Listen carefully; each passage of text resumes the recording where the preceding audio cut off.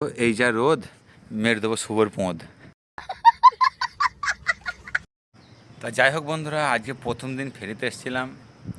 এখন বাজে তোমার বেলা 12টা, 5খানা কাপড় বেচেছি। তা এত রোদ কি বলবো, তোমরা না দেখলে বুঝতে পারবে না। আমি আর শুভ বসে আছি বর্তমানে রাস্তাতে, আর রোদটা দেখো কত রোদ। এই দেখো এই যা রোদ, মেরে দেবো শুভর পোঁদ। তা কি বলবো, প্রচুর রোদ। আর সেই মানে 2 মিনিট ঘোরার পর মনে ঘুরবো না আমি, এই শুধু জুতোটাকে একবার রোদে রেখেছি, দিয়ে পায়ে দিয়েছি, মনে পা জ্বলে গেল আমার।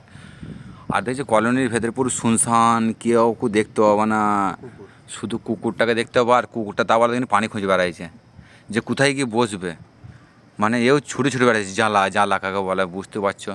তা আমি ভাবলাম যে সামনে আর কদিন কুরবানি আছে, 10-15 দিনের মতো। তা ভাবলাম কেরালা তো যেতে হবে, তা বাড়িতে বেকার বসে থেকে কী করবো, তার জন্য ব্যবসা আসলাম। তা দেখছি আশায় এসে দেখছি চাষা ফেঁসে গিয়েছে, কিছু করার নাই। ব্যবসা করতে এসেছিলাম, তারপর কেরালা তো যাবো ফের কুরবানি পর। আর এই রোদে ঘুরতে পারছি না, আবার রুম চলে যাবো, কিছু করার নাই।